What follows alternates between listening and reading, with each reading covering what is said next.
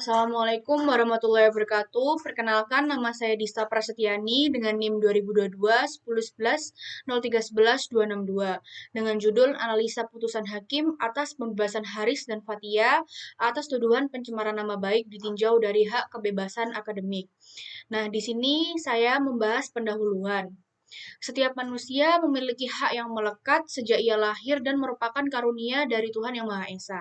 Bersifat melekat tidak dapat dipisah serta wajib untuk terpenuhi dan dipenuhi.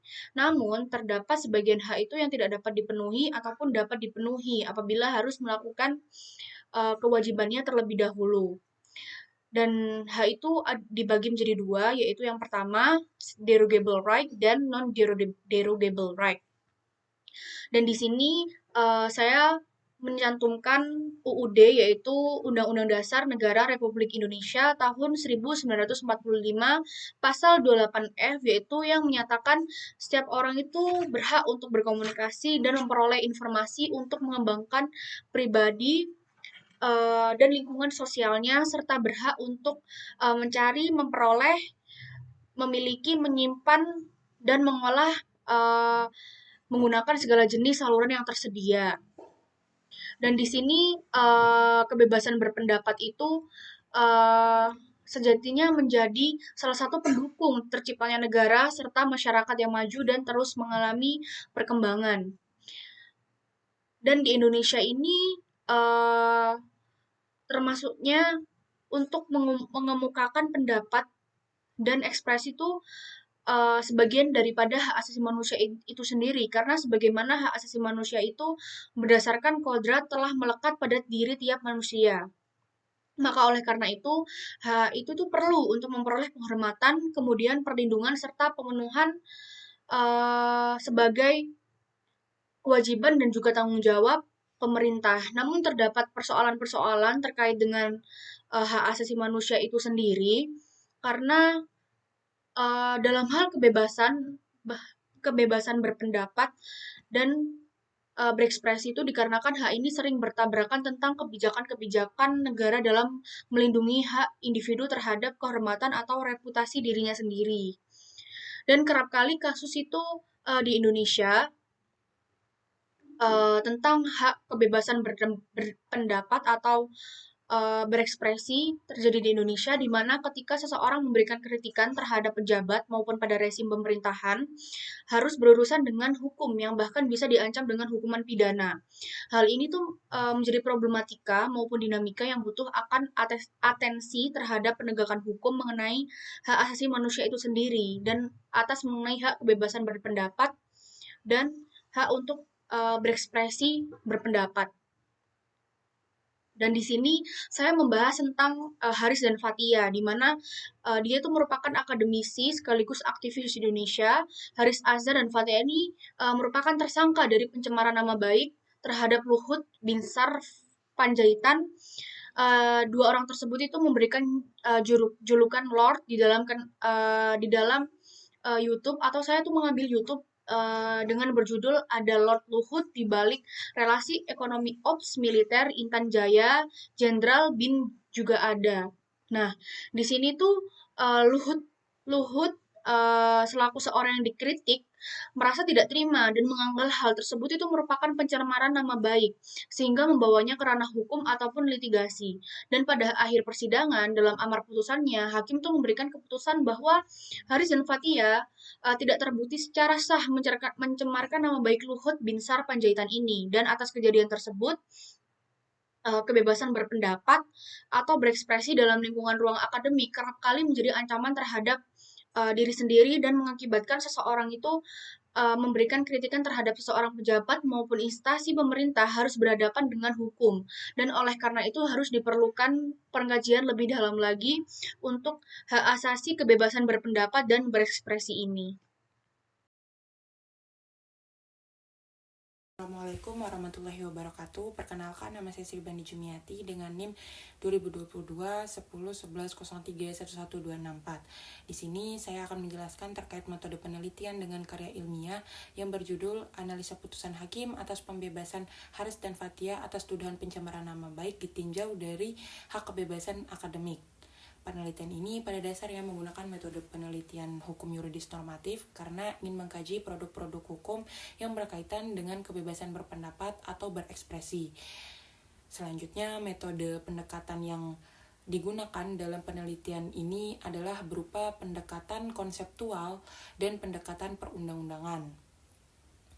Pengumpulan data dalam penulisan artikel ilmiah atau penelitian ini dilaksanakan secara kepustakaan dengan menggunakan studi dokumen yang bersumber pada bahan-bahan hukum yang mengikat berupa jurnal-jurnal terkait dengan kebebasan berpendapat atau berekspresi serta dokumen hukum lainnya. Dan juga kami menggunakan penelitian terdahulu terkait dengan mengenai hak kebebasan berpendapat atau berekspresi dan kebebasan akademik. Pengolahan data yang digunakan dalam kepenulisan artikel ilmiah atau penelitian ini adalah menggunakan secara kualitatif berupa deskriptif kritis yang mana bahan-bahan hukum yang telah terkumpul kemudian diklasifikasikan dan diidentifikasikan dengan permasalahan yang terkait. Sekian dari penjelasan saya, lebih dan kurangnya saya mohon maaf. Wassalamualaikum warahmatullahi wabarakatuh. Assalamualaikum warahmatullahi wabarakatuh. Perkenalkan, nama saya Edward Tibian Gultom dengan NIM 2022-1011-0311-236 Fakultas Hukum Universitas Muhammadiyah Malang. Pada video kali ini saya akan menjelaskan mengenai teori dan kerangka hukum, analisa putusan hakim atas pembebasan Haris dan Fathia atas tuduhan pencemaran nama baik ditinjau dari hak kebebasan akademik. Jadi teori yang saya gunakan pada analisa ini yaitu teori dari Hans Kelsen yang menyatakan bahwasannya keadilan itu bersifat subjektif dan relatif. Atau dalam artian, apa yang dianggap adil oleh orang lain itu belum tentu dianggap lain juga oleh orang lain. Dan selanjutnya masuk ke pembahasan. Jadi apa itu hak asasi manusia? Menurut buku Hukum Hak Asasi Manusia karya Eko Riyadi, di situ dijelaskan bahwasanya hak asasi manusia itu merupakan hal yang melekat pada manusia sejak manusia tersebut terlahir dan merupakan karunia Tuhan Yang Maha Esa dan tidak dapat dipisahkan sampai kapanpun, serta negara harus memenuhi hak warga negaranya. Dan hak asasi manusia itu dibagi menjadi dua. Yang pertama ada derogable rights atau hak yang dapat dibatasi. Terus yang kedua ada non-derogable rights atau hak yang tidak dapat dibatasi. Nah, untuk hak kebebasan berpendapat dan berekspresi itu termasuk ke non-derogable rights atau hak yang tidak dapat dibatasi. Dan untuk kebebasan berekspresi dan berpendapat itu telah didefinisikan oleh beberapa ahli. Yang pertama ada Hamid Basyaib. Di situ beliau menjelaskan bahwasannya kebebasan berekspresi itu salah satu sarana guna mencari pilihan yang paling rasional serta membangun rasionalitas di dunia yang modern ini. Terus selanjutnya ada Pungki Indarti. Beliau menjelaskan bahwasannya kebebasan berekspresi sebagai hasil penuangan pendapat, pikiran, atau kritik seseorang dalam bentuk ekspresi yang dilakukan secara damai. Dan selanjutnya ada Profesor Bonaventure Rutinwa. Di sini beliau menjelaskan bahwasannya kebebasan berekspresi itu merupakan kebebasan untuk mencari, memperoleh, menyebarkan informasi tanpa batasan wilayah. Dan beliau juga menjelaskan bahwasannya kebebasan berekspresi itu hak untuk memilih melakukan hal yang dikehendaki. Terus selanjutnya ada beberapa penjelasan mengenai kebebasan berekspresi dan berpendapat menurut hukum nasional yang merupakan ratifikasi dari hukum internasional atau ICCPR yang merupakan kependekan dari Covenant on Civil and Political Rights. Yang pertama ada pasal 28E Undang-Undang Dasar Negara Republik Indonesia. Di situ dijelaskan bahwasanya setiap orang berhak atas kebebasan berserikat, berkumpul, dan mengeluarkan pendapat. Terus selanjutnya ada pasal 28F Undang-Undang Dasar Negara Republik Indonesia. Setiap orang berhak untuk berkomunikasi dan memperoleh informasi untuk mengembangkan pribadi dan lingkungan sosialnya, serta berhak untuk mencari, memperoleh, memiliki, menyimpan, mengolah, dan menyampaikan informasi dengan menggunakan segala jenis saluran yang tersedia. Terus ada pasal 9 ayat 1 Konvenan tentang hak-hak sipil dan politik. Di situ dijelaskan bahwasannya setiap orang berhak atas kebebasan dan keamanan pribadi. Tidak seorang pun dapat ditangkap atau ditahan secara sewenang-wenang. Tidak seorang pun dapat dirampas kebebasannya kecuali berdasarkan alasan-alasan yang sah sesuai dengan prosedur yang ditetapkan hukum. Selanjutnya ada pasal 19 ayat 2 Konvenan tentang hak-hak sipil dan politik. Di situ dijelaskan bahwasanya setiap orang berhak atas kebebasan untuk menyatakan pendapat. Hak ini termasuk kebebasan untuk mencari, menerima, dan memberikan informasi dan pemikiran apapun, terlepas dari pembatasan-pembatasan secara lisan, tertulis, atau dalam bentuk cetakan, karya seni, atau melalui media lain sesuai dengan pilihannya. Sekian penjelasan dari saya ucapkan terima kasih. Wassalamualaikum warahmatullahi wabarakatuh.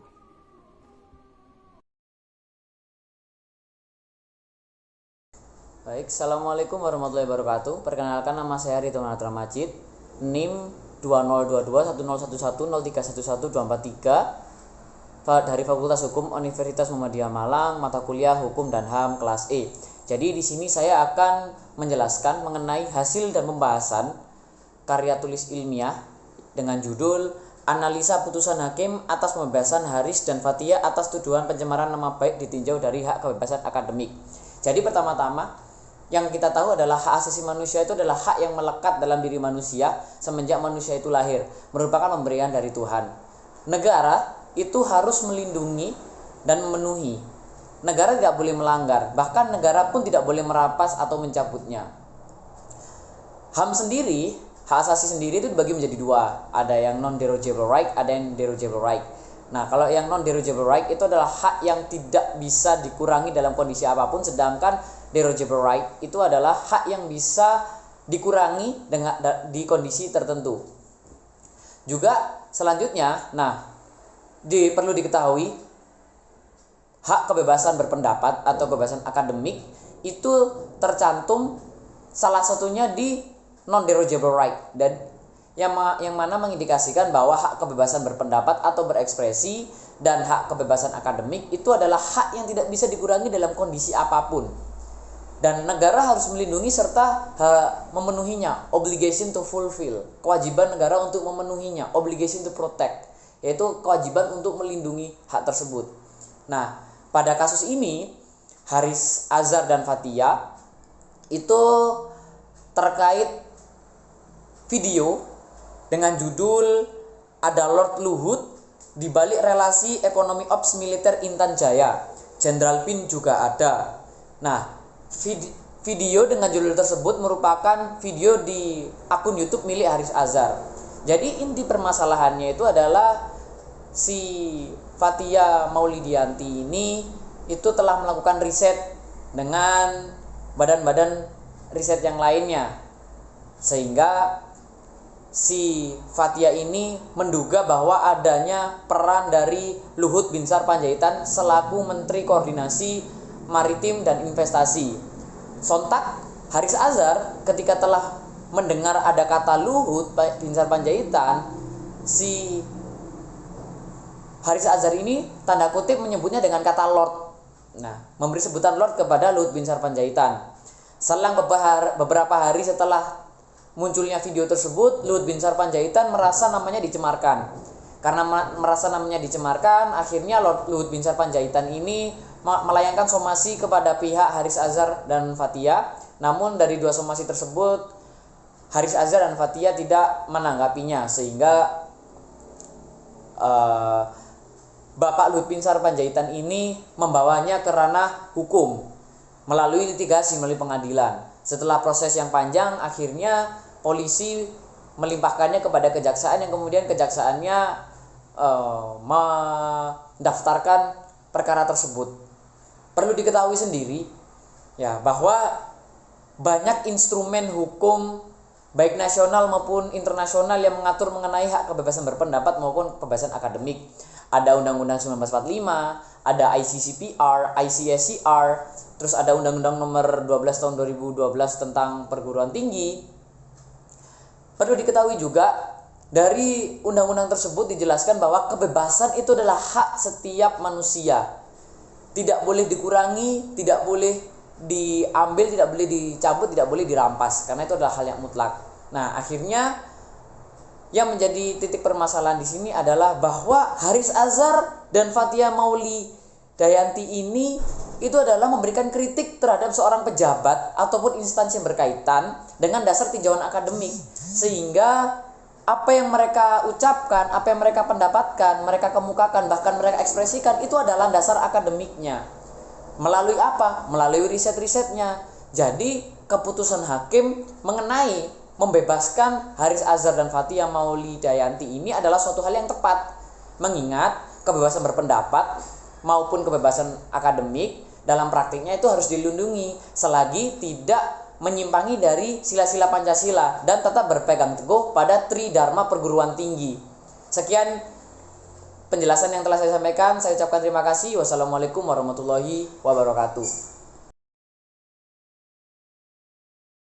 Assalamualaikum warahmatullahi wabarakatuh. Perkenalkan, nama saya Cindy Aprilia dengan NIM 2022-1011-0311-280. Fakultas Hukum Universitas Muhammadiyah Malang. Di sini saya akan menjelaskan mengenai kesimpulan tentang analisa putusan hakim atas pembebasan Haris dan Fathia atas tuduhan pencemaran nama baik ditinjau dari hak kebebasan akademik. Hak kebebasan berpendapat atau berekspresi dan kebebasan akademik kerap kali terjadi penyimpangan dalam penegakan hukumnya. Hal ini karena adanya perspektif umum bahwa hak akan dipenuhi apabila suatu kewajiban telah terpenuhi. Oleh karenanya, maka diperlukan pengetahuan lebih mendalam mengenai mana saja hak yang terpenuhi tanpa harus adanya keharusan untuk melaksanakan suatu kewajiban, dan mana saja hak yang bisa terpenuhi apabila suatu kewajiban telah dilaksanakan. Hak kebebasan berpendapat, berekspresi dan akademik ini dilindungi oleh hukum nasional maupun hukum internasional, yaitu Kovenant tentang hak-hak sipil politik atau ICCPR, Undang-Undang Negara Republik Indonesia tahun 1945 dan Undang-Undang Nomor 12 tahun 2012 tentang pendidikan tinggi. Mengenai kasus Haris Azhar dan Fathia Mauli Dayanti yang memberi julukan kepada Luhut Binsar Panjaitan, dan Luhut tidak terima dengan julukan tersebut. Mereka memberi julukan kepada Luhut tentang memanggil Luhut Lord. Akibatnya mereka dikirimkan somasi melalui kuasa hukum Luhut, akan tetapi dalam kurun waktu 5x24 jam Haris dan Fathia tidak menjawab somasi yang dilayangkan. Haris Azhar dan Fathia Mauli Dayanti ditetapkan sebagai tersangka. Setelah menjalani beberapa tahapan, mulai dari awal pembacaan surat dakwaan hingga amar putusan dibacakan oleh hakim, Koalisi Masyarakat Sipil mendesak Majelis Hakim Pengadilan Negeri Jakarta Timur untuk membebaskan keduanya dari tuntutan jaksa penuntut umum. Mereka mengecam keras proses kriminalisasi yang terus berjalan terhadap Haris dan Fathia. Andrea Georgetta selaku FIDH memberikan tanggapan bahwa kasus yang sedang dialami Haris dan Fathia tersebut merupakan pembungkaman terhadap hak asasi manusia. Rocky Gerung selaku saksi ahli bidang kebebasan ekspresi dan demokrasi, dalam keterangannya semasa sidang agenda pembuktian memberikan penjelasan bahwa dalam demokrasi semua hal boleh diucapkan kecuali yang dilarang, yaitu kebebasan berekspresi hanya akan dilarang ketika berimplikasi mengenai penyentuhan fisik dan kekerasan. Harus dibedakan mana kritik, mana penghinaan terhadap pejabat publik. Seorang pejabat publik itu harus melepaskan dimensi pribadinya, sebab setiap pejabat publik dia hanya memiliki tubuh publik, kecuali dalam sistem kerajaan dan demokrasi. Tubuh publik tidak boleh membawa tubuh privat. Mengenai kasus yang telah dialami oleh Haris dan Fathia, mereka berdua telah dinyatakan tidak terbukti secara sah dan dibilang bebas dari segala tuntutan karena unsur yang memiliki kaitan dengan pencemaran nama baik tidak terpenuhi. Kasus Haris Azhar dan Fathia itu yang terjadi di Indonesia merupakan kasus yang kesekian kalinya yang ada di Indonesia dan terjadi pada masa Orde Baru pada pemerintahan Presiden Soeharto yang terbilang pemerintahan anti kritik.